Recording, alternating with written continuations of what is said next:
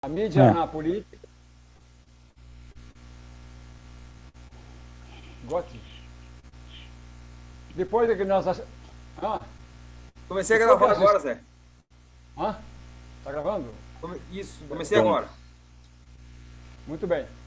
Dando início, ou continuando nossos encontros, a partir de agora estamos recebendo uma visita do jornalista e radialista e advogado André Nogueira, que aos pouquinhos ele vai entrar para trazer um pouco do testemunho dele, dessa prática dentro da mídia, e é uma mídia antiga e tem um histórico na vida do povo brasileiro muito denso, que é a rádio. Especialmente quem mora ou morou nos rincões mais afastados do Brasil, sabe a importância que tem do rádio na nossa vida. Então, a partir das reflexões que os dois professores nos trazem, a gente traz também para construir juntos, porque na verdade é um espaço de construção, né? A gente está tentando aprender uns com os outros, com as dificuldades dos outros, com a fala dos outros principalmente, né? Então a gente tem que ter espaço sempre para cada um. André, um grande abraço de novo. Ficamos muito agradecidos pela tua participação aqui, pelo teu testemunho e com o teu breve retorno ao PT e essa articulação tão importante, né, que é a rádio no meio da militância. Mais uma vez um abração e já começa contigo, já que tu queres te trancar na tua agenda, fique à vontade para colocar as tuas impressões e a gente vai pontuando conversas, porque isso aqui é uma roda de conversa, né? Está Boa noite, contigo aí. Zé. Boa noite. Está me ouvindo? Certo? Tudo certo? Boa noite a todos aí, os companheiros, né? Companheiras também, o pessoal que está à disposição em plena segunda-feira na luta para falar um pouco de política e eu quero agradecer aqui já, Zé, o convite, né? A oportunidade para estar conversando com vocês também a respeito dessa questão que eu acho que sempre foi importante, mas nos últimos tempos tem se tornado cada vez mais importante, que é a questão da mídia e dos próprios meios de comunicação na sua relação com a política. Só contextualizando um pouco, eu sou radialista há 19 anos, completo 20 anos no ano que vem de estrada. Nasci na cidade de Irati, aqui próximo, no estado do Paraná mesmo. Trabalhei na cidade de Irati por mais de 7 anos, depois vim para Curitiba, passei rapidamente ali por Ponta Grossa. Mais tarde, estudei Direito, já estudei aqui em Curitiba, onde formei e também trabalho hoje como advogado, além do meu trabalho no rádio. Aqui em Curitiba eu passei por 3 emissoras, uma delas a Rádio Clube, que era a antiga B2 ainda, que algumas pessoas aí mais experientes, quem sabe lembram aí do esporte, na Rádio B2, da Clube FM também, no conjunto ali, que é um grupo de emissoras ligado à PUC. Depois na Rádio 98 FM, que é uma rádio da RPC, e hoje trabalho no grupo que comanda a Rádio Caiobá FM e a Rádio Ouro Verde, também aqui na cidade de Curitiba, e é difusora, que está numa conexão com a Bandeirantes de São Paulo.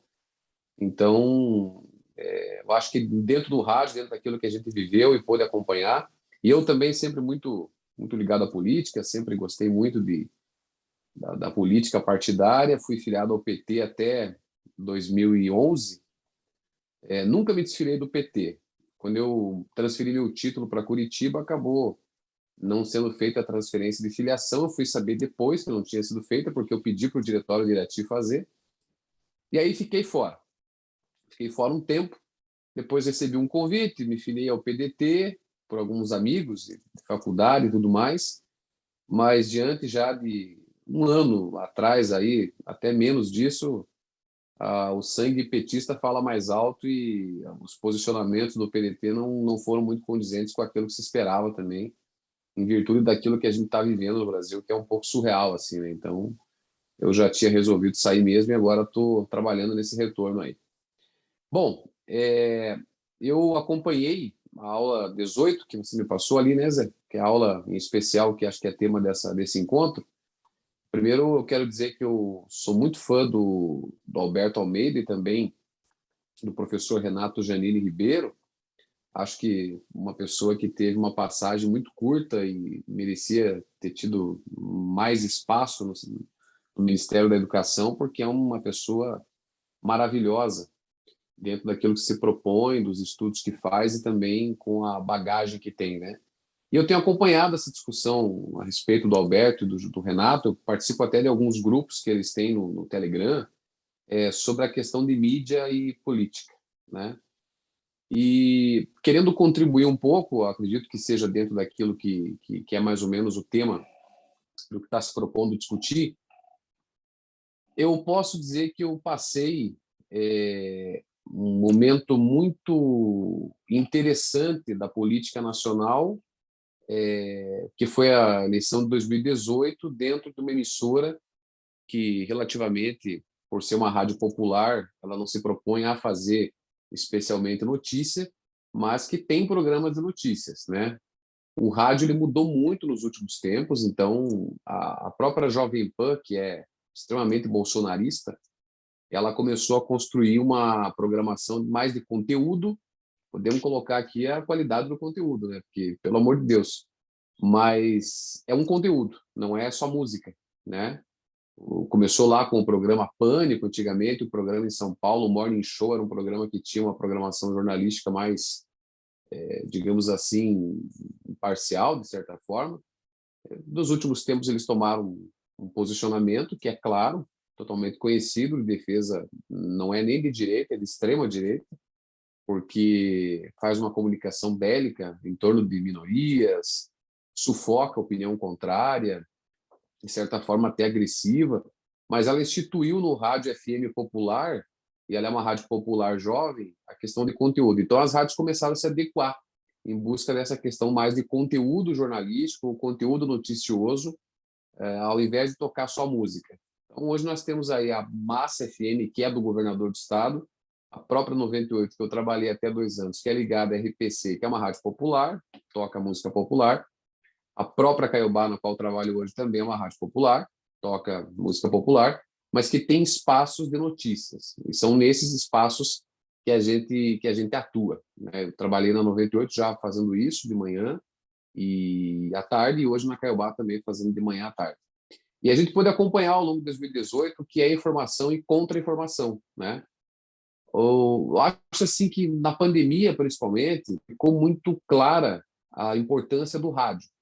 O rádio ainda é o meio de comunicação, hoje ao lado da internet, sem sombra de dúvidas, mas um dos mais democráticos do ponto de vista de acesso, né? Porque se você tem uma rádio que tem alcance na cidade de Curitiba, na capital do Paraná, ela alcança nada mais nada menos que 40 municípios, é o alcance que nós temos. Então, toda a região metropolitana, até próximo de Ponta Grossa, Porto Amazonas, é o alcance que se tem, né, de ouvintes, de pessoas que escutam.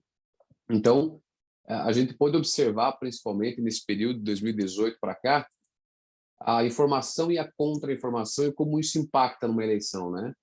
Porque nós tínhamos não tínhamos um posicionamento nas eleições de 2018. A gente procurava até não tocar muito na questão política, porque era uma questão que era um pedido da emissora, na época que eu trabalhava, que não se tocasse muito em assuntos políticos, porque a situação estava muito polarizada. E quando você não tem uma definição de lado, quando você se propõe realmente a levar a informação, você acaba ficando numa sinuca de bico, porque se você fala um dia uma coisa, te chamam de petista, que para mim não é nem nenhuma ofensa, é elogio.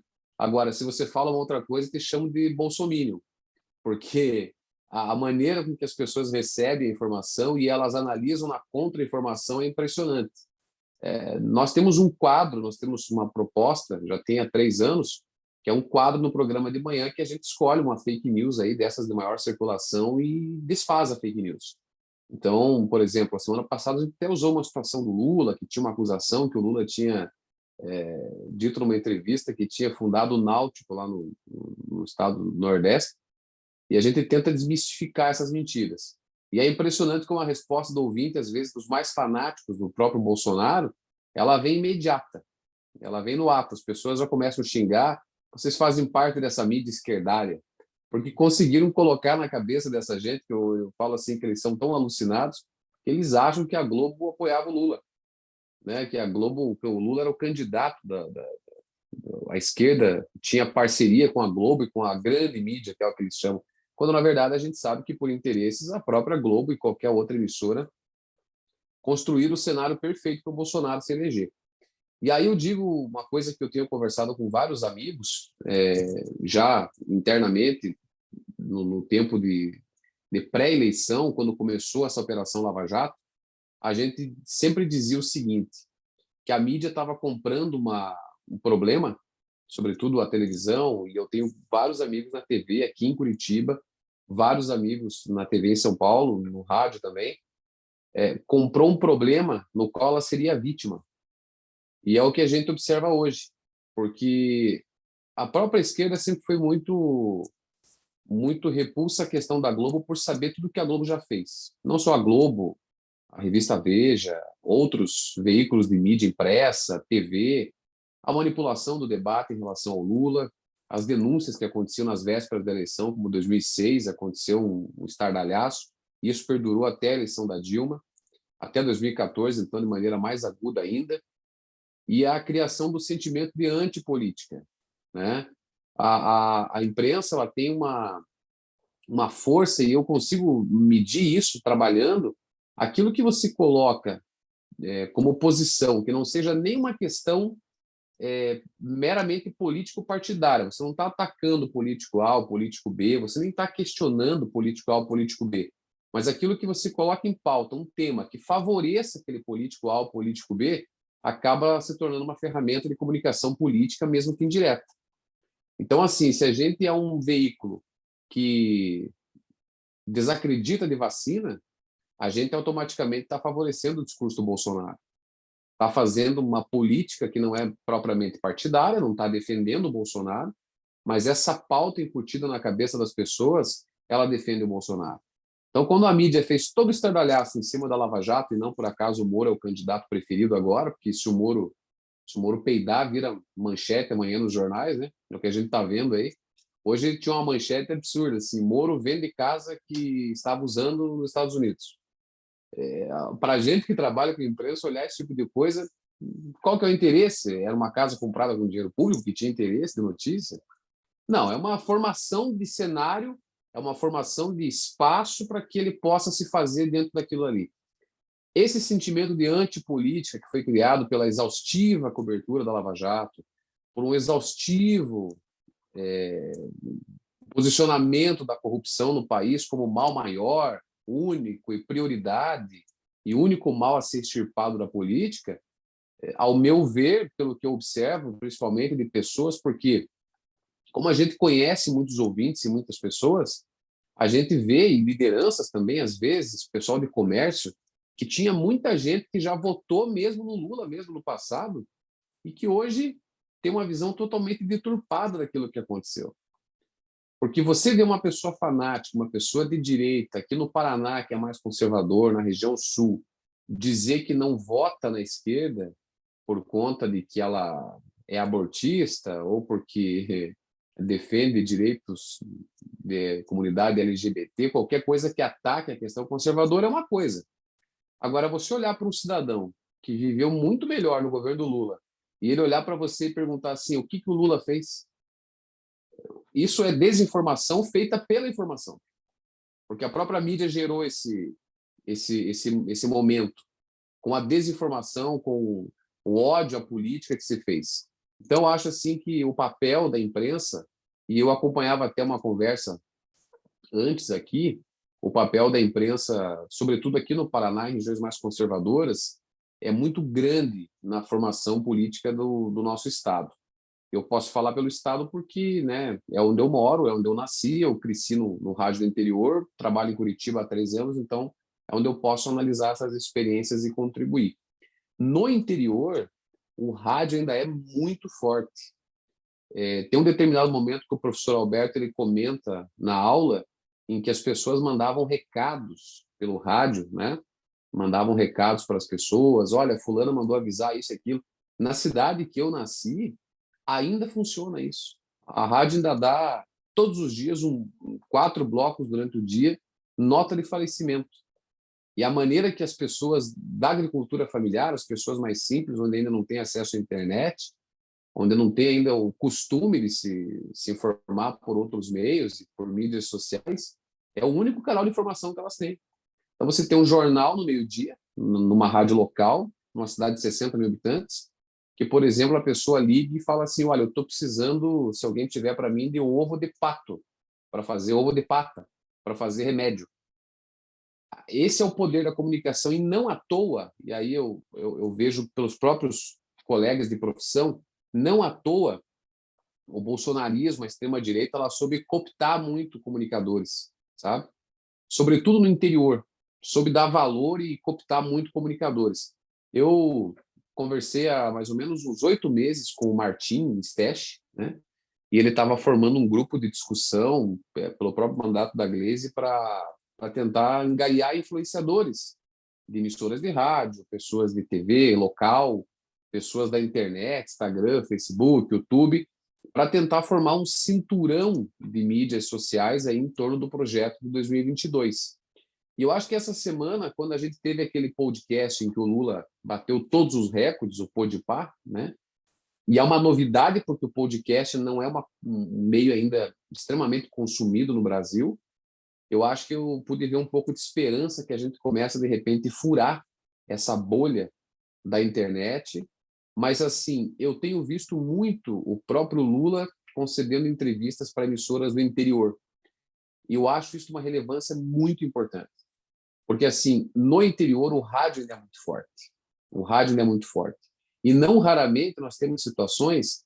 Veja, São Mateus do Sul, que é uma cidade próxima aqui de Curitiba e também próxima da região de Irati, tem uma emissora de rádio que é muito forte, tem uma cobertura de aproximadamente 25 municípios, em que os proprietários antigos dessa emissora eram os irmãos Simões, o Carlos Simões e o Íris Simões.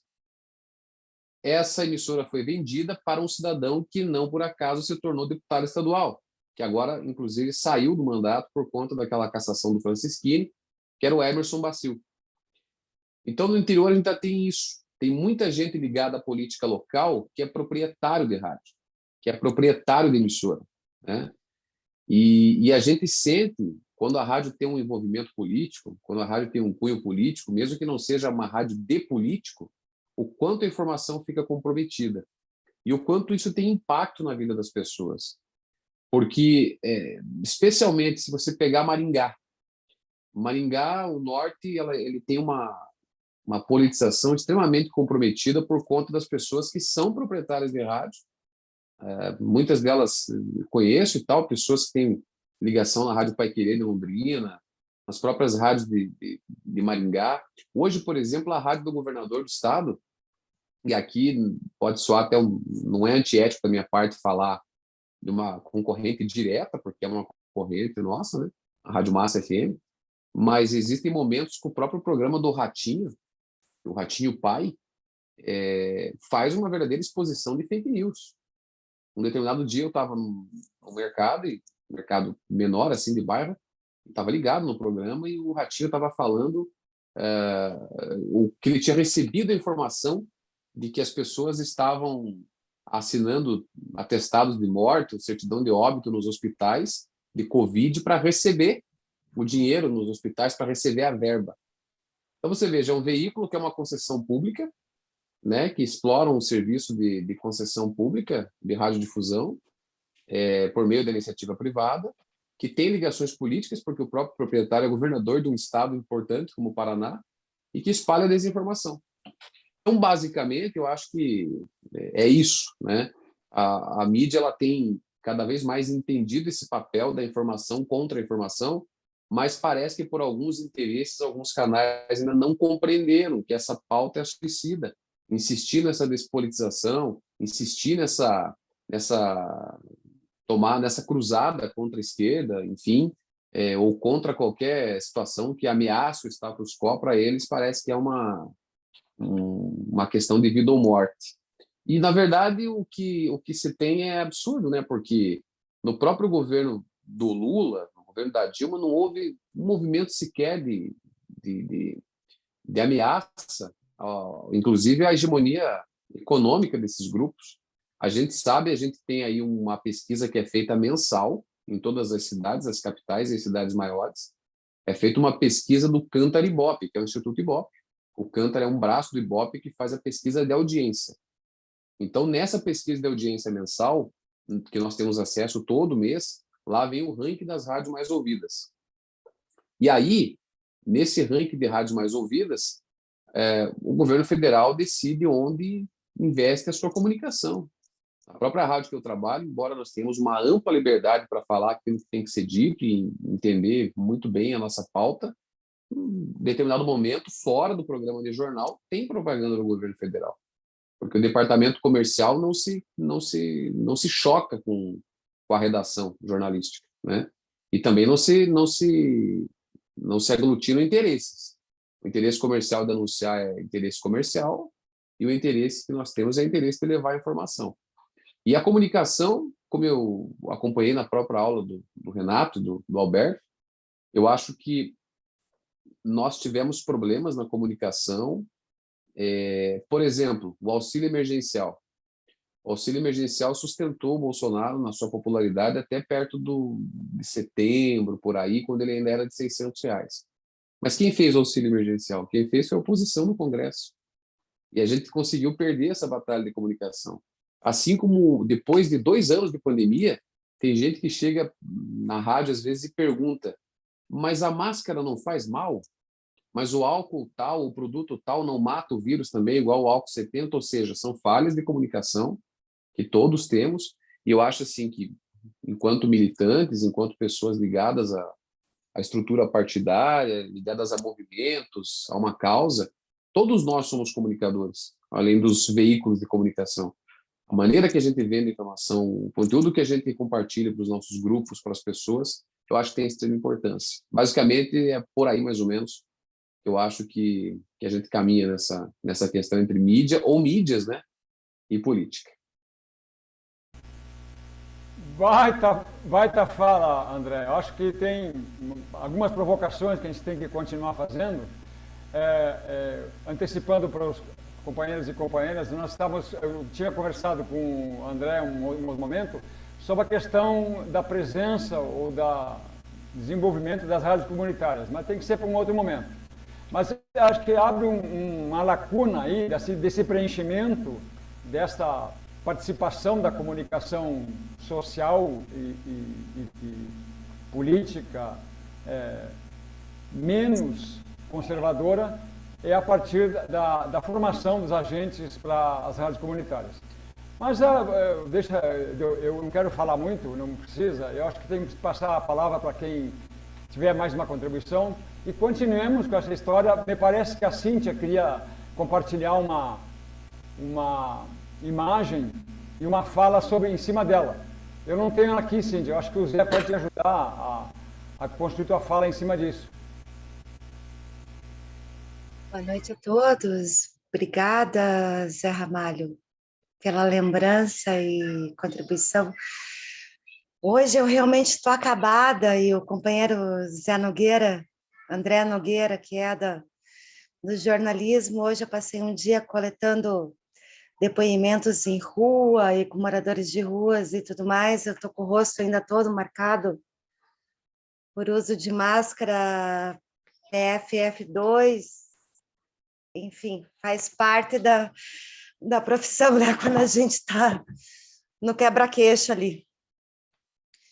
Mas vamos lá, eu separei alguns dados ali que eu pedi algum compartilhamento de tela, mas foi extemporâneo, né? Muito em cima da hora. E, além de tudo, ainda o motor do meu carro pifou, né? Vai sair entre 5 e 6 mil para refazer o motor, ainda fiquei na rua. Mas eu tinha pretendido preparar alguns dados aqui para apresentar para vocês, mas infelizmente não deu tempo. Vamos lá. Pesquisas recentes que eu vou ter que abrir aqui, que eu não tive tempo de olhar.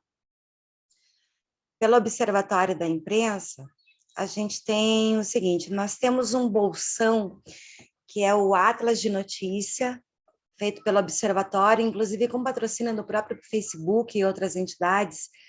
Nós temos o Observatório de 2020, nós temos 3.280 desertos de notícia, ou seja, municípios que estão mapeados ali, que eu acho que não está sendo possível compartilhar ali a tela, totalizando quase 34 milhões de habitantes que não têm nenhum tipo de notícia, nem impresso, nem radiofônico, nem por internet, nem por meio algum.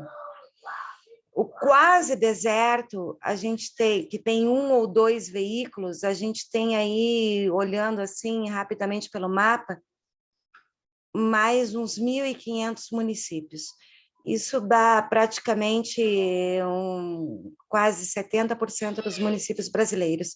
O não deserto, que possui mais de 3 veículos de notícia, isso contando rádio, TV, jornal, internet, são poucos municípios. Então, isso é um dado bastante revelador. O outro dado é sobre a confiança na imprensa.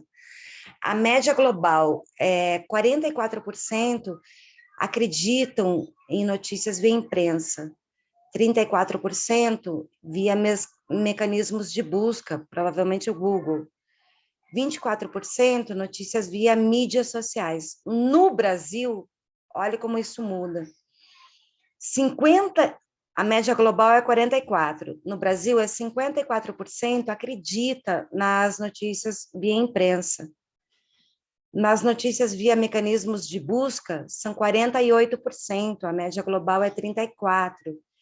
E nas notícias via mídias sociais, a média global é 24%, no Brasil é 34%.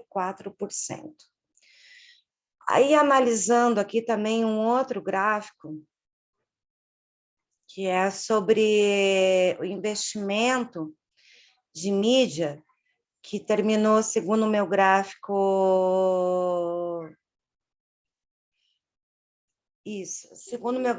terminou aí, foi analisado de 2000 a 2020, nos últimos 10 anos, foram investidos em compra de publicidade pela União, governo federal, cerca de 23, 24 bilhões de reais.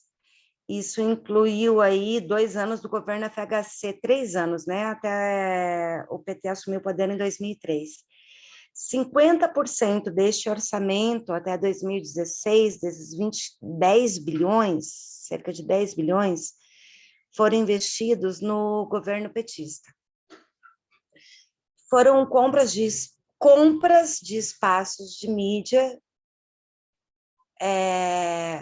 em rádio, TV, em alguns sites, mas principalmente nas mídias oficiais. As mídias oficiais são controladas por um baronato de imprensa que são divididas em 7 famílias.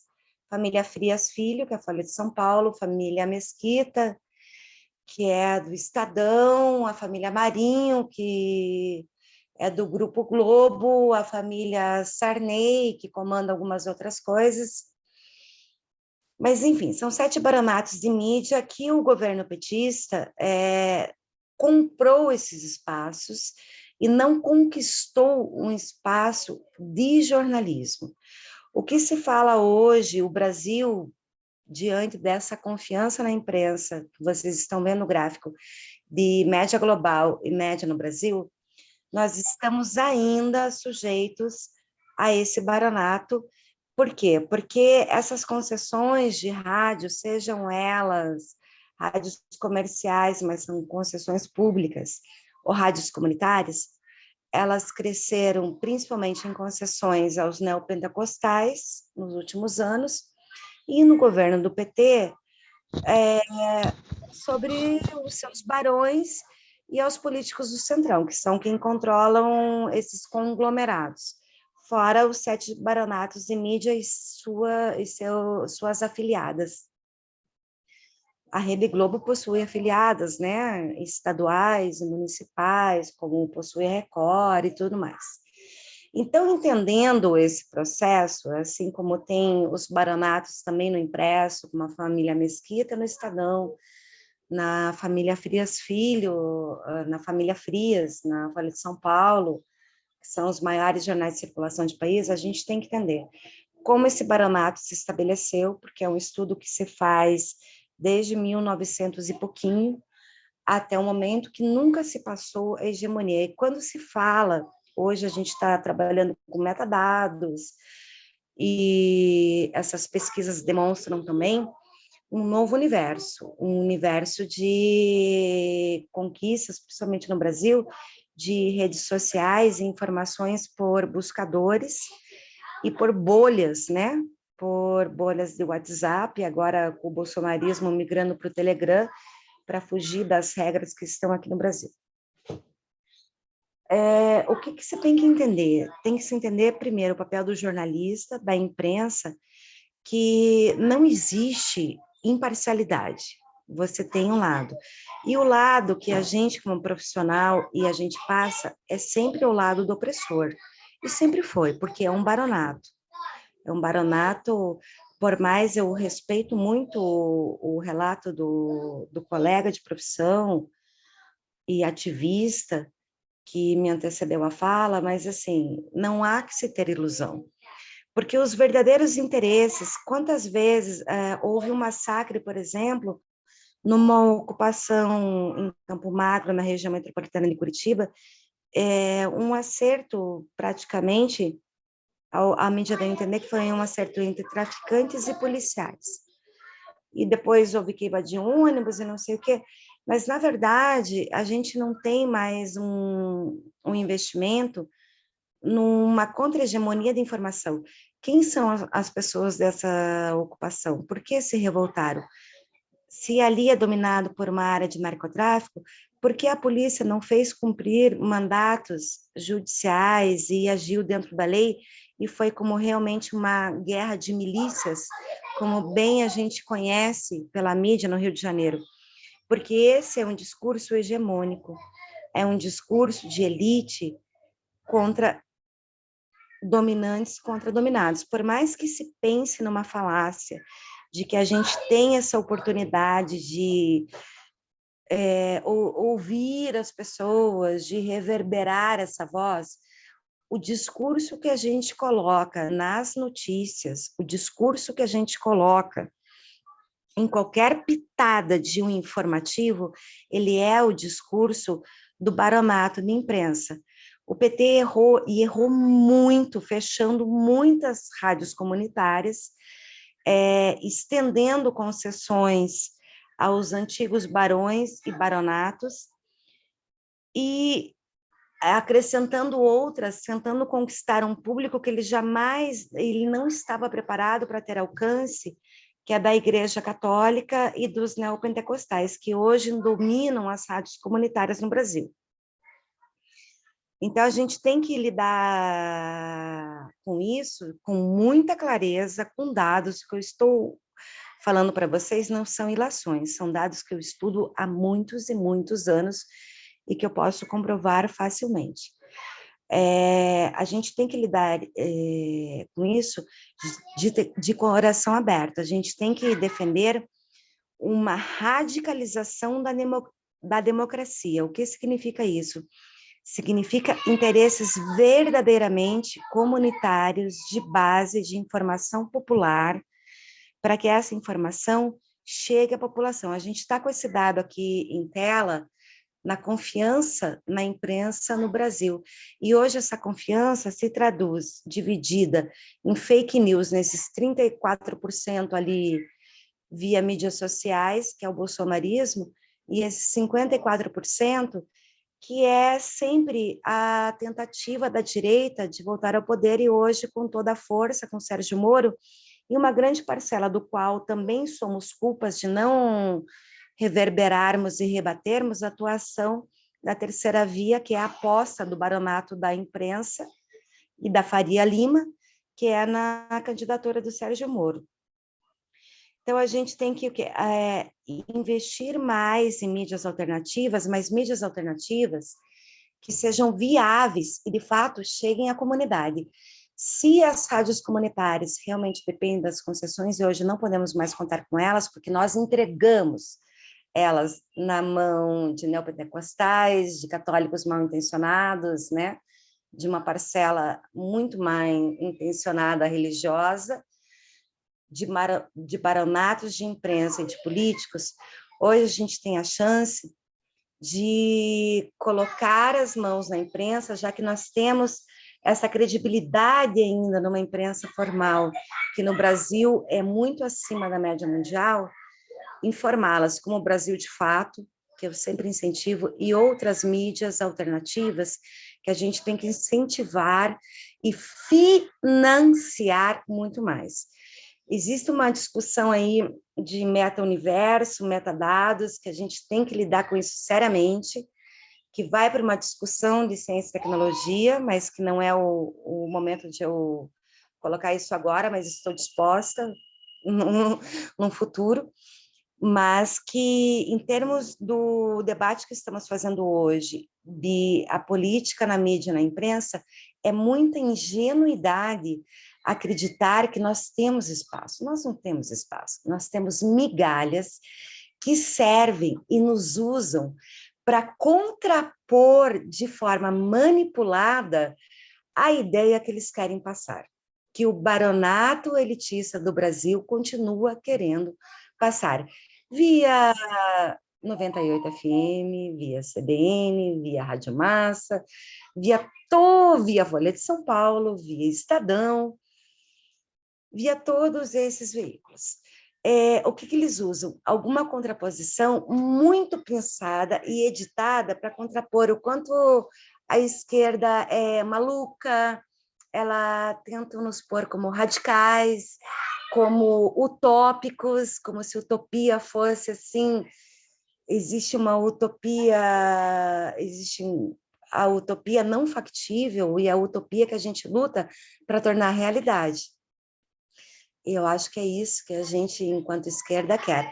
E hoje se defende uma pauta que eu vejo com muita preocupação, que é a chapa Lula-Alckmin, que é uma controvérsia, apesar de quem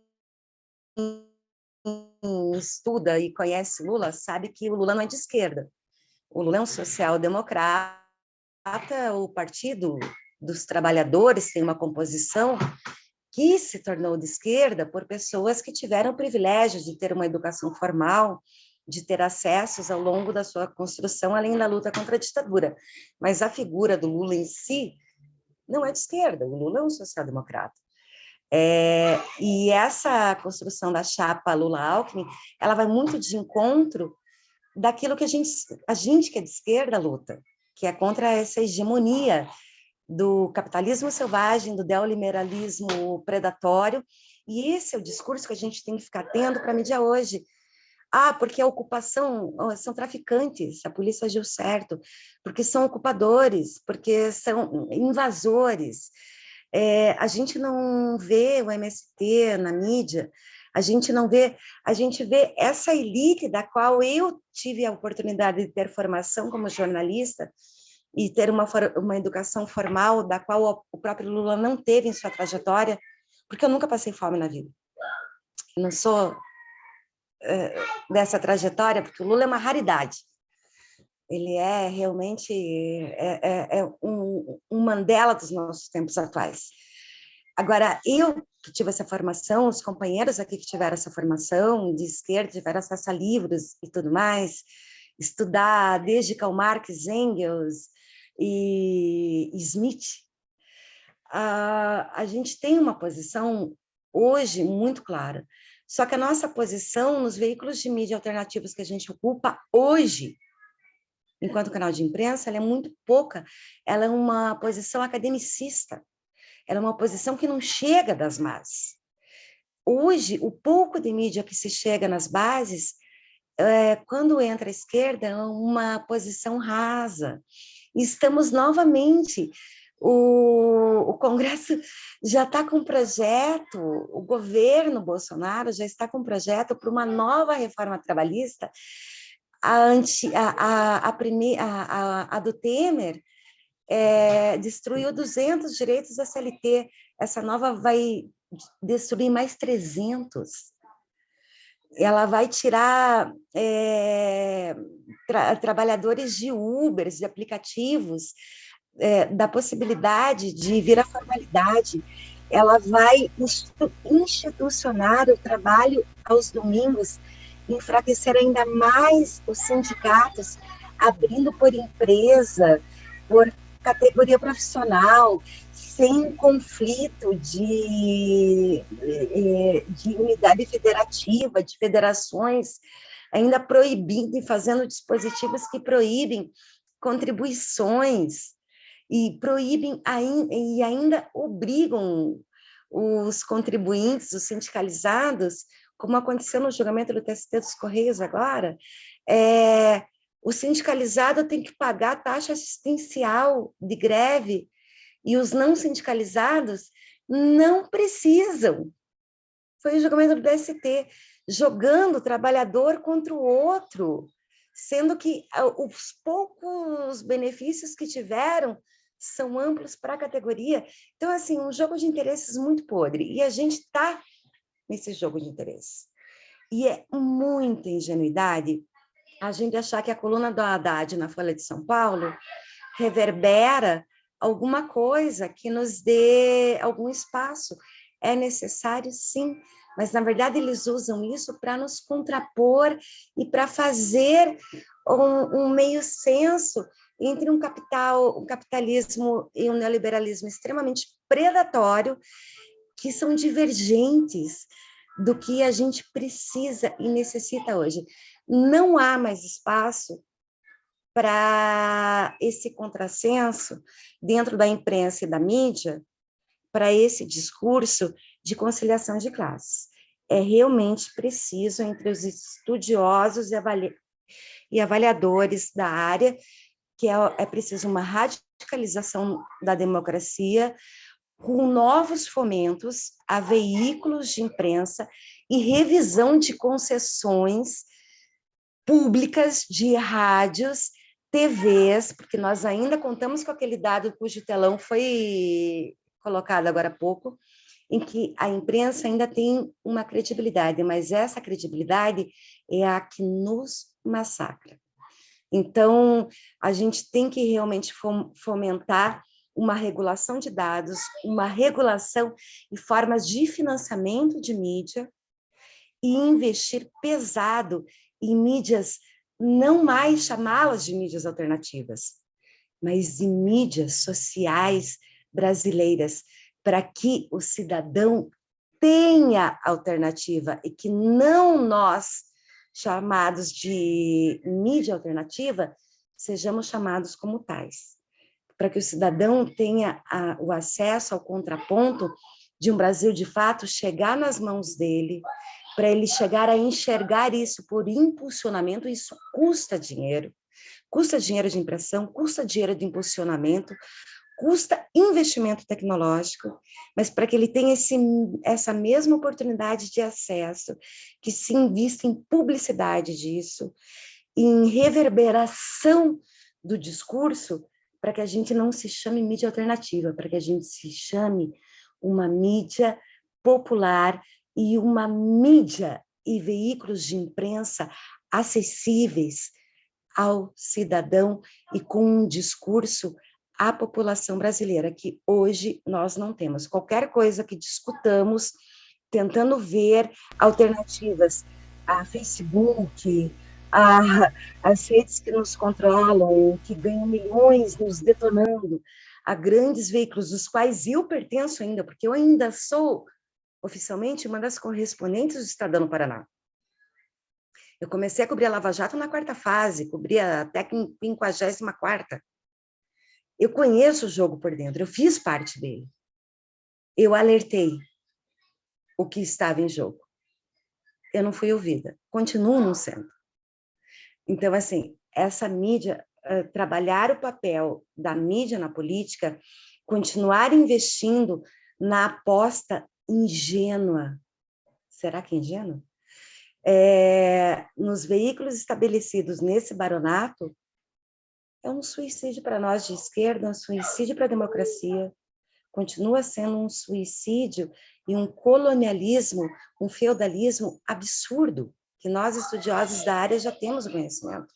A gente tem que insistir, fazer um projeto realmente de radicalização da imprensa. Começando ali, lá, a gente tem que aprofundar a questão da política de dados, da política de, principalmente agora, visando a campanha, tem muitos projetos ali interessantes parados no Congresso ainda, e temos que radicalizar a ocupação dos espaços de mídia, não como mídia alternativa, mas enquanto imprensa, enquanto mídia que represente os anseios da maioria da população brasileira, que hoje nós temos, como o gráfico mostrou, 3.500 municípios com bolsões de informação que tem 0 veículo de imprensa. Essa é a minha contribuição para hoje. Obrigada. Obrigado, Cíntia. Só uma pontuação sobre o que tu colocaste. Quando falas colocar as mãos na imprensa, nós temos uma luta de algum tempo que é a regulação da imprensa. Uma legislação progressista que dê bases legais para que qualquer ação que nós tenhamos seja respaldada pela sociedade. Bem, continuando, está aberta a fala, eu acho que todos nós temos algo a contribuir daquilo que a gente pensa. Todo pensamento é correto, né? Então tocamos ficha em frente. João Pedro, tu pode continuar. Depois o Benedito também fala.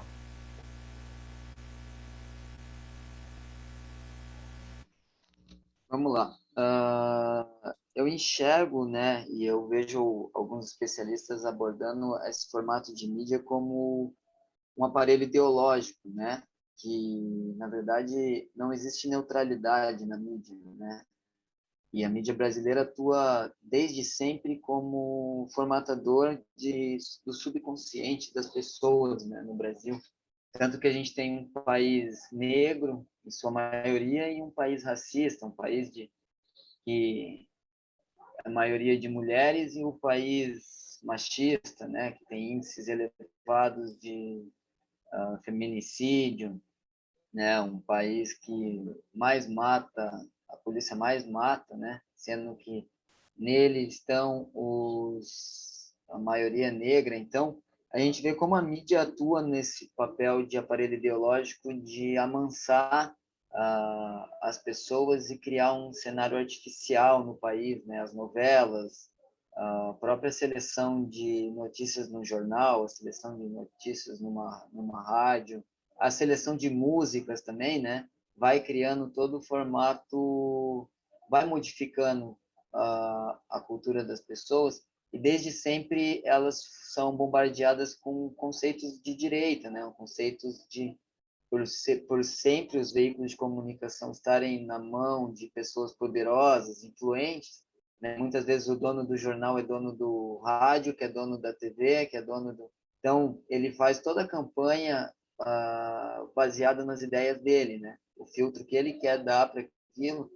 E hoje no Brasil a gente tem uma mídia que se vende como uma mídia neutra, mas que não tem neutralidade, né? Que compra a campanha do Sérgio Moro nitidamente e finge que, na verdade, eles estão sendo imparciais, e só colocaram a parte do Lula que interessava na Europa, que era quando ele estava falando bem de alguns governos dito autoritários, né? Mas quando ele foi aplaudido de pé por congressistas da União Europeia, não foi divulgado. Então, a gente já tem a manipulação da mídia, né? E a gente sabe que os donos e as pessoas e as empresas que pagam publicidade, elas não vão aceitar notícias que joguem contra elas, né? Não vão aceitar divulgar ideias que vão trazer uma concepção de reformatar a mídia brasileira, né? De reformatar a política brasileira, de radicalizar, de controlar. Então, a gente tem todo esse trabalho de manipulação, e a população acaba, desde que nasceu desde os avós, dos pais, todo mundo está sendo sempre bombardeado com esse tipo de informação, né? Então, por exemplo, a ideia de ter pobre de direita não é surpreendente, na verdade é comum, né? Porque aonde as pessoas se informam, como é que elas vão receber uma informação diferente da que eles estão recebendo, né? Que é dos grandes centros, que é essa coisa de uma globalização fajuta, de trazer cultura de fora aqui para dentro para tirar a nossa característica nacional. Então, a mídia trabalha muito em cima disso para criar realmente uma população desinformada ou mal informada, né? A gente acaba vendo isso como resultado esse crescimento do conservadorismo, né? do reacionarismo, de que a gente, mesmo tendo uma mídia conservadora, outros países já estão em debates muito mais evoluídos que o nosso, né? Porque realmente o que a nossa mídia muitas vezes quer nos deixar como colônia, né? Como a gente não pode desenvolver a cultura local porque a gente desenvolvendo a cultura local começa a reivindicar política nacionalista, né? Começa a reivindicar maiores direitos, maior acesso à educação, saúde. Então, todo esse trabalho é feito para blindar mesmo e manter a gente como um país subdesenvolvido que alimenta outros países mais desenvolvidos, né? Claramente, a mão dos Estados Unidos na Globo, a mão dos países estrangeiros atuando aqui no Brasil, né? Eu vejo muito também através do cinema, como o nosso cinema é feito, o cinema de fora, como os jovens só debatem os filmes estrangeiros, né? Os filmes de super-herói americano, enfim, então a gente está vivendo uma realidade dessa. E ir para a internet é uma solução, mas a internet é um veículo a maior parte dos veículos de comunicação na internet também são alinhados com a direita, né? A gente teve aí o Facebook atuando forte em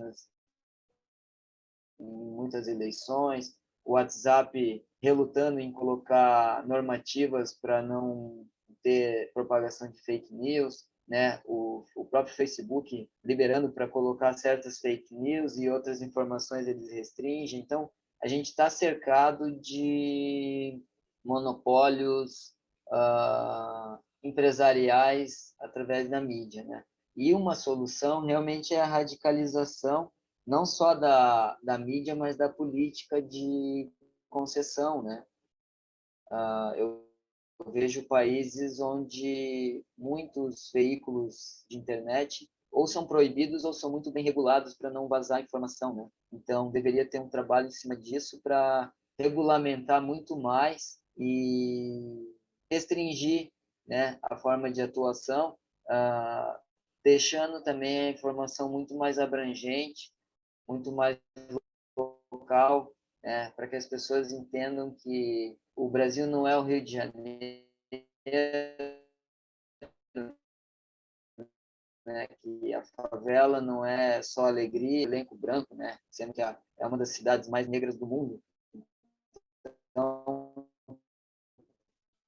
a gente trabalhar para regulamentar e levar informação de verdade para as pessoas, né? As pessoas estarem bem informadas e sem tirar e sem querer impor neutralidade, porque toda informação ela serve politicamente para alguma coisa. Então, a gente tem que quebrar esse conceito de querer ser neutro e bonzinho e, na verdade, levar a informação da forma que a gente acha que é melhor informar as pessoas, até porque, num viés de esquerda, a gente está lutando por muito mais por igualdade do que pelos monopólios, né? Então, quebrar esse estigma da neutralidade e bater de frente para levar informação para as pessoas e romper com todos esses monopólios e essas mentiras que são vendidas de forma subjetiva para a gente.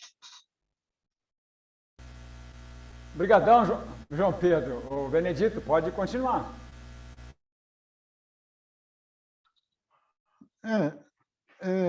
É difícil entender certas interpretações, mas tudo bem. Vamos lá. O Brasil, em termos de comunicação à base de interior, está ouvindo bem, pessoal, aí? Estamos. Ouvindo bem, ouvindo bem. Então tá. A base de interior é a base da rádio, né? A rádio comunitária é complicado, porque foi uma concessão que era para cair na mão da esquerda, mas o pessoal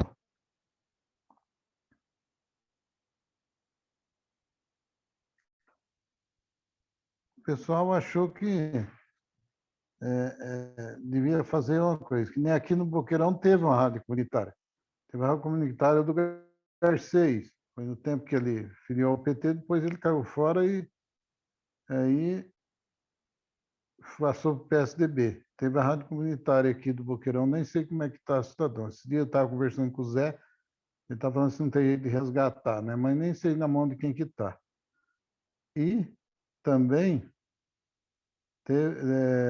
no interior, lá na minha cidadezinha do interior, a rádio é do médico da cidade, entendeu? É do dono, praticamente como um dos donos da cidade.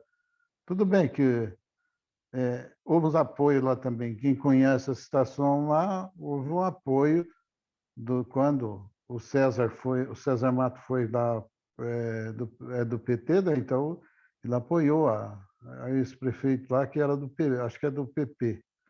Agora ele até saiu da cidade, mudou para outra cidade, nem mora mais lá na minha cidade, mudou para uma cidade vizinha lá, né?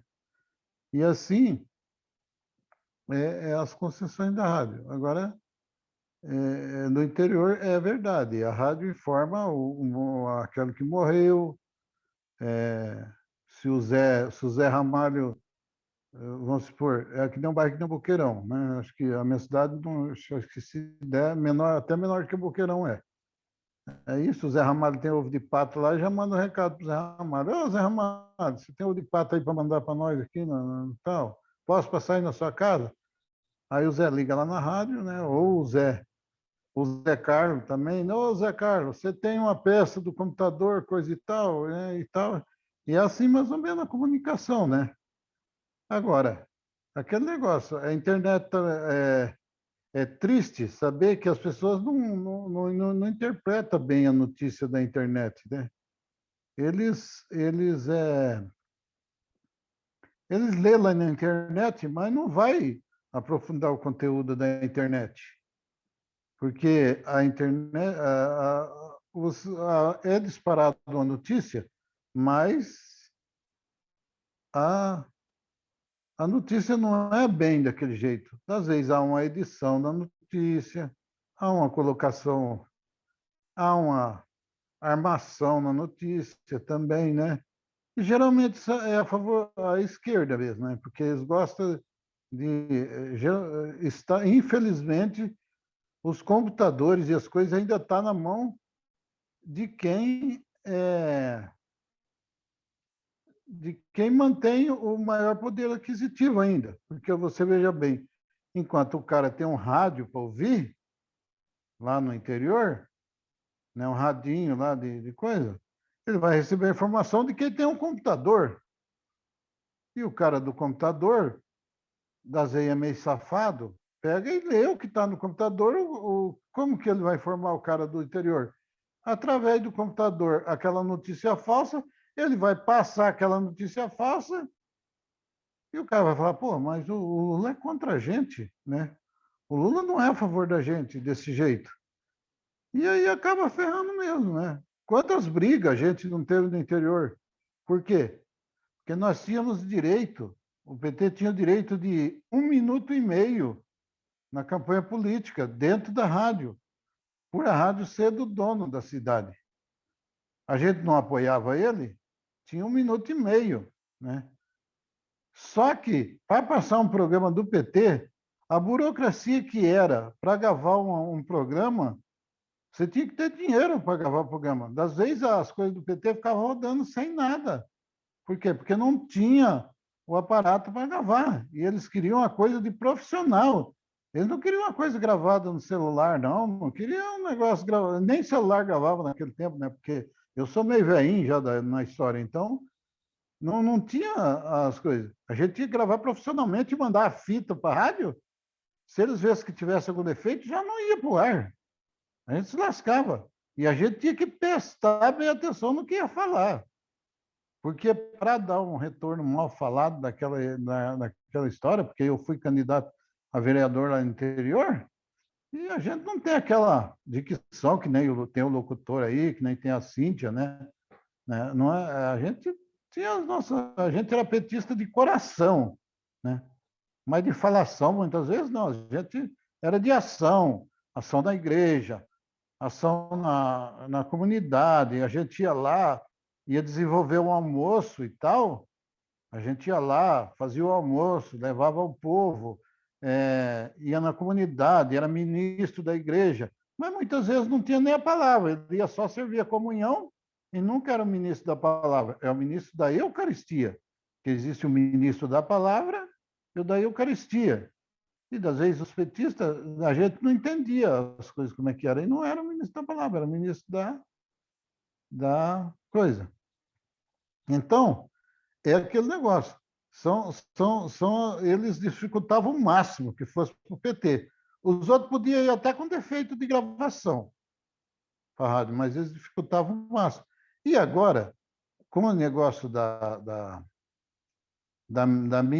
do Facebook, hoje mesmo estava conversando com a minha irmã, ela estava perguntando uma história da vacina, que tal e tal. Né? Ela tem o celular só, ela não mexe com o computador.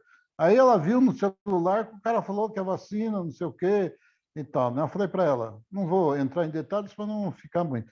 Mas eu acabei falando para ela, mas minha irmã, você tem que ver a fonte. A vacina fez bem para você? Fez. Então não acredita muito no que o povo fala, não. Na internet, ou que vem em vídeo. Porque isso aí, muitas vezes, o cara quer desvirtuar uma coisa que está dando certo. Né? Foi o que eu expliquei para ela. E é isso aí, né? Porque num governo que a gente tem, que ele não acredita em vacina, ele ainda está fazendo reunião para ver se a Anvisa está certa. Gente, se você não confia num órgão que está por dentro do assunto, está fazendo reunião ainda para soltar na mídia. Gente, se o país desenvolvido já está vendo que o negócio... Eles não estão tão bem vacinados, mas está proibindo. Aqui que está bem vacinado, está bem coisado, está bem coisado, está bem vacinado aqui no país já, está na hora já de criar uma regra. Não dá e pronto. Né? É isso aí.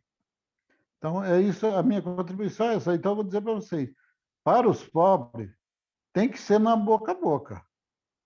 Nós vamos ter que fazer uma campanha boca a boca, porque a nossa mídia... Né? E outra coisa, me desculpa, Cíntia, mas eu vou ter que dar uma ferroadinha. A questão do político não é que a pessoa não é tão de esquerda. A questão é a seguinte, tem que negociar, porque senão os projetos vocês sabem que não passa. Não adianta. Agora, essas coisas assim, tudo bem, está tudo entre petista, mas falar numa palestra fora a parte que o Lula não é de esquerda é meio ruim, hein? Dá ruim. Entendeu? Só me desculpa falar isso aí. Beleza.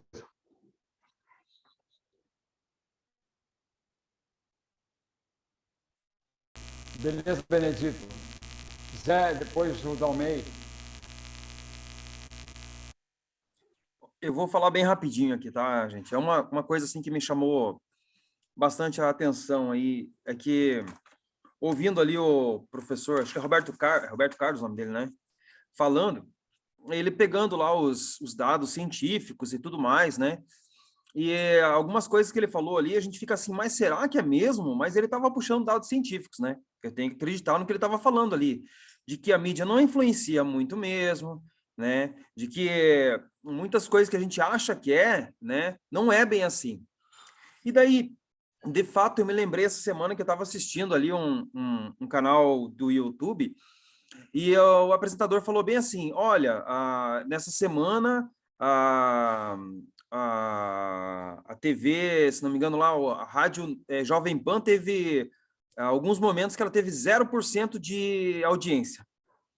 Tá bom. Ela falou também a respeito do Jornal Nacional, que, se não me engano, foi uma das piores quartas-feiras do Jornal Nacional. Né? Não sei quanto de porcento de Ibope lá, mas foi muito baixo, assim. E daí eles falaram uma coisa, assim, que me, tipo assim, que me chamou a atenção. E que hoje veio, né, de fato, ser comprovado ali. De que, como eu vi também o João Pedro falando ali a respeito da fala do Lula, né? Não só da fala do Lula, muitas coisas que acontecem, né? Muitas coisas que são, muitas coisas, muitos eventos que a gente vê que é escancarado, que deveria estar passando e não passa. Então, o apresentador desse canal do YouTube, ele falou o seguinte, que quando uma pessoa vê uma discrepância dessa de um canal, ele não assiste mais, porque perde a credibilidade, não é verdade? Se eu vejo lá a Jovem Pan, né, falando um absurdo, e eu, né, que eu sei interpretar, eu não sou burro, assim como o professor ali falou, né, você, olha, gente, vocês, não é todo mundo que é assim, muda de opinião, assim, de uma hora para outra, assim, por causa da mídia, a mídia não consegue fazer isso, né, e de fato mesmo, eu vejo agora, depois dessa aula, de que é verdade, né? Que os fatos científicos que ele trouxe ali, que os estudos ali que ele pegou, é verdade. Porque as mídias, os canais, né? Seja a Globo, seja um outro qualquer, que por omissão, né? Ou por, sei lá, por trazer um recorte, queira mudar a minha opinião, né? Ou de uma coisa que eu sei que, de fato, né? Não tem como ser verdade, né? Ou às vezes eu me questionei muito assim, nossa, mas o Lula tá na Europa, tá falando para todo mundo, caramba, não tá passando na Globo, não tá passando na CNN, não tá passando em lugar nenhum. Tem alguma coisa errada, vou procurar em outro lugar, né? Perdeu a credibilidade, né? Vai perder audiência, sim, vai perder audiência, né? Isso tá sendo provado, tá sendo comprovado. Então é isso que eu queria falar, é isso que eu tipo assim, que eu achei mais interessante, assim, que linkou bem o que, tipo assim, o que aconteceu comigo, o que eu tenho visto que está acontecendo mesmo. Eu tenho que tirar o chapéu ali para o professor Roberto ali, que mesmo, né, eu achando ali, não muda a opinião, não muda mesmo, né, as pessoas, na verdade, ele vai reforçar, né, uma opinião, né, de quem já tem aquele tipo de opinião. Obrigado, gente. Zé, Dalmeio, o microfone é teu. Opa, boa noite para todos. Eu acho que nessa fala do José tem muito a ver com o que eu ia comentar também, né?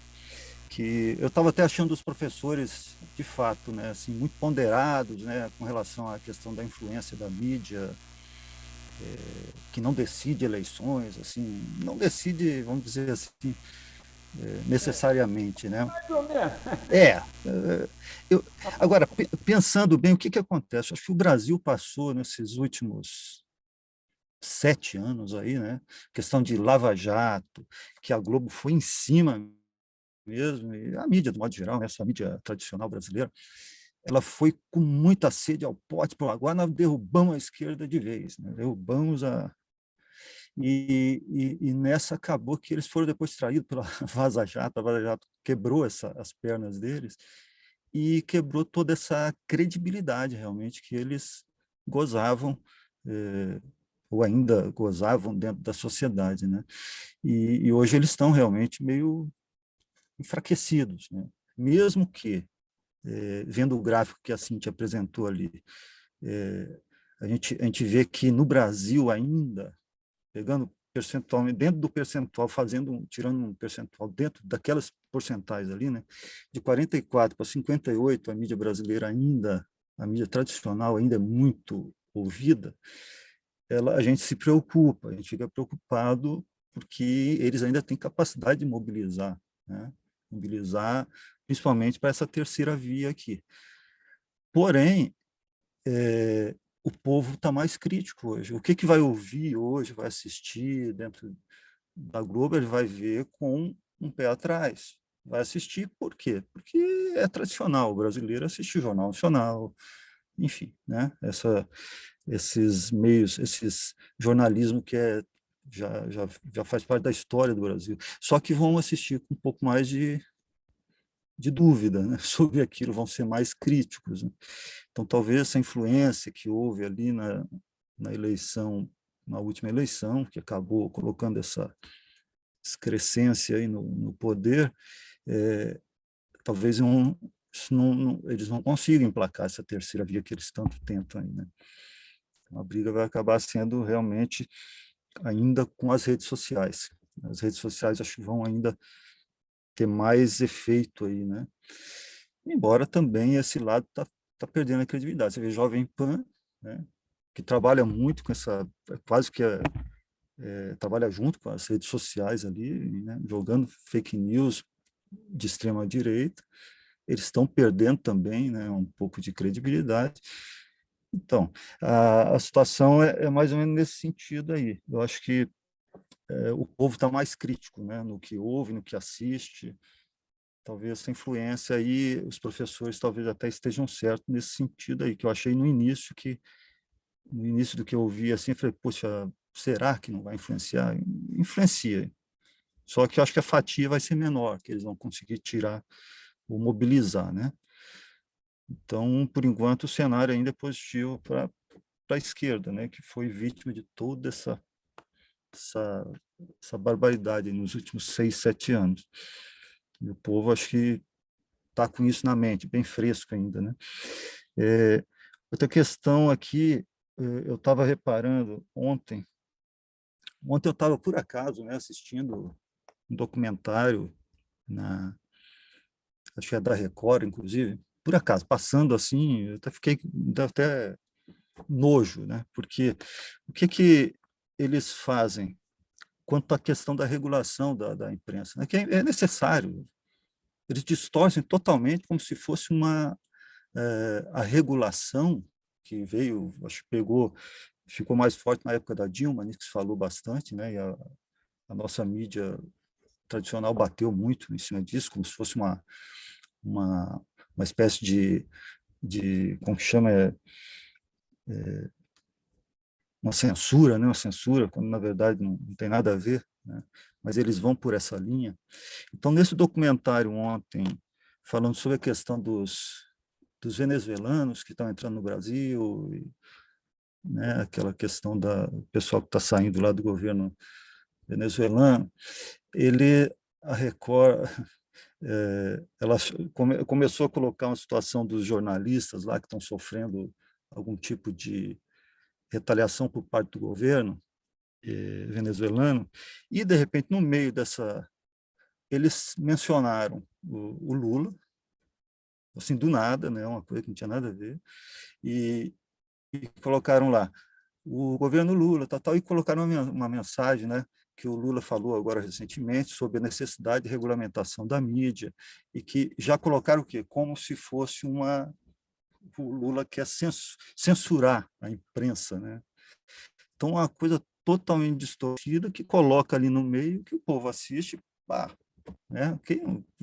Pegar um cara, um leigo ali, ele sai realmente enganado. Isso é uma pós-verdade, né? Vocês criam uma narrativa totalmente distorcida e que, querendo ou não, pega ali um monte de gente, são milhões de pessoas que podem estar assistindo aquilo, que é um documentário interessante, mas não fala sobre o porquê do povo venezuelano estar ali, não conta a história verdadeira, né? Dos embargos que eles estão sofrendo, de que o Maduro também sofreu quase um golpe ali da CIA, né? Então, tem outros, o cenário é bem mais amplo, né? Não que eu concorde com o que ele está fazendo lá, mas que existe também por parte dele a segurança da própria vida dele. Se ele abrir mão também, a CIA vai lá e acaba com ele mesmo, né? Eles trabalham muito com essa distorção e manipulação interna lá também, para tentar desestabilizar, criar uma histeria coletiva, né? Então, é mais ou menos isso. O que eu achei interessante é essa questão de distorcer a questão da regulação. A regulação como uma censura, quando na verdade não tem nada a ver. É apenas cobrar da mídia, a mídia que ela é uma concessão pública, de que ela, não que tenha lado, não tenha, mas que tenha ética. Ética, eu acho que essa é resumido, né? Exigir um pouquinho mais de ética por parte da mídia, né? Principalmente nessa questão, a gente já está vendo aí quanta gente morreu por conta de, né, falarem que vacina não resolve, quantas pessoas. Hoje, parece que 90% das pessoas que estão sendo hospitalizadas e indo a óbito são as pessoas que acreditaram que a vacina não funciona, né? E aí pega Record, PAN e outras aí, que tem o dedo nessa ferida e colocaram o dedo nessa. Estão manchados com a mão, estão manchados de sangue mesmo, porque está levando pessoas, claro que são pessoas que são. Eu seria um crítico deles, né, porque eles acreditaram numa ideologia maluca, mas, enfim, essas pessoas que estão morrendo, 90% dos que hoje estão indo a óbito, são pessoas que acreditaram nesse discurso, né? Enfim, é mais ou menos isso aí que eu tinha a dizer, até para não estender muito, né, porque todos abordaram bem o assunto, e daí a gente ficou com um conteúdo, assim, quase todo a gente já foi tocado durante o discurso. Ok, Zé? Dalmei, obrigado. A gente agradece a todas as participações. Eu acho que nós construímos esse espaço com essa perspectiva, né? Que a gente troque, a gente traga a cada um a sua visão das coisas. André, um abraço muito fraterno, um agradecimento muito especial da participação, de trazer um testemunho de quem está dentro da coisa, para fazer a gente se mexer. A gente não vai definir os assuntos aqui, a gente não vai encaminhar nada daqui, mas com certeza a gente vai estar muito mais esclarecido, né? Estamos alimentando a nossa militância. Não sei se alguém mais tem alguma coisa para dizer, um fechamento, uma despedida, um abraço, uma poesia, porque nós temos bem além do horário, mas é por aí, é isso que a gente tem que fazer. Está aberto, então, para as últimas considerações para quem quiser. Zé, está me ouvindo? Sim, André. Se me permite, eu queria só agradecer aqui a oportunidade, mandar um abraço para todos que falaram também. A Cíntia deu uma aula aqui com dados e toda essa questão que tem que ser enfrentada. E eu concordo plenamente, viu, Cíntia? Concordo plenamente com toda a exposição que você fez. Eu acho que a regulação é uma coisa, e aí eu queria só encerrar dizendo o seguinte: como pesquisador do direito na área, como advogado, eu sempre me dediquei muito a essa questão também da comunicação e as leis, né? A questão das leis e a comunicação. Nós temos no Brasil uma situação extremamente grave para discutir, que é a guerra às drogas, que é um assunto extremamente importante. A questão do desarmamento, que a gente está vivendo agora, o armamento por conta do governo, é fruto desse tipo de hegemonia nas pautas jornalísticas, de programas policiais. Então, assim, quando a gente fala em regulação da mídia, eu sou totalmente favorável. O Brasil tem costume de puxar saco e ser vira-lata dos Estados Unidos quando é para falar de poder de compra ou de poder de comprar iPhone ou coisa nesse sentido. Mas quando trata, inclusive, de alguns direitos, e os Estados Unidos não é exemplo para ninguém de direito, certo? Só que assim, por exemplo, a regulação da mídia. Até os Estados Unidos, uma regulação econômica da mídia, pelo menos, existe. Até nos Estados Unidos, onde é o país com uma das maiores populações prisionais do mundo, é um país que já conseguiu fazer pelo menos a regulação da parte econômica da mídia. Aqui no Brasil, nem isso a gente avança. Aqui em Curitiba, a Tribuna do Paraná foi comprada pela Gazeta do Povo, não tem pluralidade nenhuma no jornal escrito, ou seja, os dois jornais que poderiam se contrapor um ao outro é a mesma visão do patrão e ponto final. Mas dentro das redações, dentro de todos os veículos, tem muita gente boa, muita gente consciente, buscando, eu diria, até usando um termo aqui do direito daí, buscando a neutralidade e não a imparcialidade. Porque eu concordo quando a Cíntia disse que imparcial não existe. Mas quando nós temos o direito, por exemplo, diante de um juiz para fazer uma audiência ou algo nesse sentido, a gente sabe que um juiz leva para um caso toda aquela experiência pessoal que ele tem. Se o juiz perdeu uma filha vítima de homicídio e ele vai julgar um caso de homicídio, é óbvio que ele leva a carga emocional junto. Ele não é imparcial, mas ele tem que ser neutro no procedimento. E eu acho que é isso que a gente deve buscar também, eu, particularmente, como trabalhador da imprensa ainda, mas sou muito favorável à questão da regulação da mídia. Não é censura. Cada vez que você fala nisso, você faz um tamanho estardalhaço absurdo, sabe? Por que quando nós temos um especialista para falar de segurança pública, que defende a pena de morte, por exemplo, nós não temos o mesmo tempo igual para que outro fale a opinião contrária? Isso deturpa. E aí, pegando o gancho na fala e já encerrando aqui, quando o professor Alberto disse que talvez a imprensa não tenha influência no resultado da eleição, particularmente, humildemente, na minha opinião, pode ser que ela não tenha com as notícias de última hora, mas ela tem em todo o cenário que ela monta e nas pautas que ela impõe. Como muito bem disse o João, claro que nós temos jovens de direita, pobre de direita, porque não tem como ser de esquerda ou ter um pensamento alternativo a isso, porque é isso que recebe. Muito obrigado pela oportunidade e obrigado pelo aprendizado com todos também. Bom, André. Cíntia, 2 minutinhos para concluir a tua fala aí. Está nervosa, ansiosa? Não tô, não. Eu estava só reverberando e agradecendo a fala do André. Um aprendizado muito grande, porque a gente, colega que hoje não atua mais na mídia, André. Eu sou assessora de imprensa do Sindicato dos Correios, mas fui da política na Gazeta do Povo e fui defenestrada pelo governo Beto Richa. Depois fui para a liderança do governo na Assembleia Legislativa, no governo Requião, e de lá eu fui para Ipardes. Daí de Ipardes rodei um pouco, fiz alguns artigos aí como independente, enfrentei a greve dos caminhoneiros, impeachment da Dilma pela Reuters, e a AFP, e outras agências, e acabei voltando, cobrindo desde a quarta, algumas contribuições desde a quarta fase da Lava Jato, mas somos colegas, sou parceira, eu sei que a gente vive e sabe como é o nosso patronato. Aliás, né, estamos com 3%, né, de oferta de reajuste. Trabalhamos no mesmo grupo, viu, Cíntia? Sabemos muito bem de algumas particularidades que tem aí. Exatamente, sabemos quem é quem ali, né, André?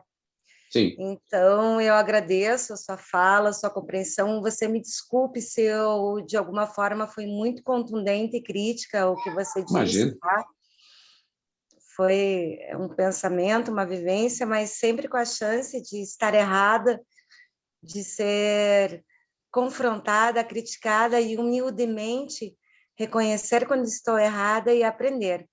Tá bom? Mas as suas falas, o seu otimismo são, assim, emocionantes, principalmente para a gente que atua na área, e de todo o meu coração desejo que você continue seguindo o caminho certo, abrindo aí a foice, as oportunidades que a gente tem que ter e precisa com jornalistas importantíssimos para esse pouco espaço como você. Obrigado, eu que agradeço, viu, Cintia? A aula. Imagina, você que deu uma aula. E, ademais, encerrando o meu agradecimento pela oportunidade, estou aqui aberta, eu estou lá no grupo, quem quiser falar alguma coisa, as falas do João Pedro, assim, enquanto jovem, para mim, são revigorantes. Um jovem como o João Pedro ter tanta clareza, que às vezes está à nossa frente, né, André? Que esse menino aí nos dá uma aula de clareza, sabe, de concepção, de como saber se comunicar para essa juventude, para o nosso público, que às vezes a gente bate e patina e fica no academicismo, ou às vezes até presos a padrões de profissão, e que vem um João Pedro aí e consegue reverberar tudo isso. Ao Benedito, que sempre é uma fala muito importante, ao Dalmei, com que a gente aprende muito trazendo da base os anseios a quem vivencia, quem tem uma percepção pura e nos alerta para aquilo que a gente tem que realmente se espertar enquanto profissionais de mídia para fazer. A todos que engrandeceram aí esse debate, essa oportunidade, meu muito obrigada. Obrigado a ti também, Cíntia. O objetivo desse espaço é justamente isso. A gente vai construindo, ouvindo o outro, a outra, vai construindo ideias e vai se apropriando do espaço de fala. A gente vai aprendendo a falar, vai perdendo o medo, o receio de não ser aceito. Então, nesses espaços democráticos, que é esse o objetivo do núcleo de vivências, estudo e lutas, construindo uma cidadania e uma participação militante ativa. O mais importante é isso. As contribuições que vêm provocar nós todos. Eu fico, como cidadão, como militante, muito feliz em poder participar, porque cada vez que eu vejo essas participações, a gente vai ficando cada vez mais endurecido, né? E com responsabilidades. Pessoal, eu não quero terminar a fala, mas a gente tem que concluir. Cada um tem os seus caminhos para seguir. E um abraço muito grande. Até segunda-feira que vem, quando formos trabalhar o último tema do ano, que é sistema eleitoral e sistema proporcional e distrital, que é um tema um pouco técnico, né, eleitoral. Mas a construção mais importante é o que nós fazemos aqui. Acho que estamos cumprindo o objetivo. Mais uma vez, todos nós somos agradecidos pela participação, porque assim você faz uma coisa. A gente vai ouvindo e sabendo agradecer o quanto a outra pessoa trouxe a contribuição. De minha parte... É isso aí, Zé. Agora, André, se prepare que o seu rato velho lá da Massa FM, quando o Lula assumir, ele vai puxar o saco do Lula, porque aquele é um vagabundo que gosta de puxar para um lado, que muda de camisa fácil. E hoje ele com aquele programinha dele safado, que ele tem um pessoal lá dentro da rádio que puxa saco, na hora que o Lula voltar, ele vai puxar o saco do Lula. Vai. Como está o Bolsonaro, ele faz isso, entendeu? Vai mesmo, isso é verdade. Ele puxa o saco de quem está no poder. Mas a gente tem o André lá. A gente tem o André lá. E isso é muito importante. Na concorrente dela, inclusive, superando ela no Ibope, graças a Deus. Isso aí. Bem. Força. Força. Falou, gente. Uma boa noite a todos, companheirada. Valeu. Boa Vamos noite abrir para a todos. câmera para a gente bater uma foto dessa participação. E o Zé consegue fazer isso, Zé? Pessoal, pede para o pessoal abrir as câmeras, então, aí, Zé. Pô, mas eu tô virada no diabo hoje, hein? É assim que fica a foto bonita, virado no diabo. Autêntica. É autêntica. Aí já é sacanagem, Zé, porra. Vamos lá, só um pouquinho. Denise, abre a câmera, por favor. Peraí, peraí, calma aí, gente. Avisa antes. Não sacaneia. Tá bom. Esse lambe-lambe nosso aí não é Vai, fácil. 3, 2, 1. Esse fotógrafo... Demora um pouquinho. Aguenta aí. Peraí. Agora eu vou tirar a foto aí, peraí. Não, põe. Dionísio, demite esse cara, Dionísio. Demite esse cara. Quem não presta para ser responsável? 1, 2, peraí. Cadê o trem aqui, meu Deus?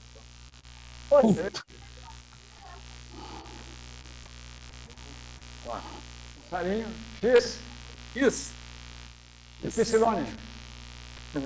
Aí, moçada, ficou bom. Beleza. Depois eu mando para vocês ali. Valeu, cara. Boa noite.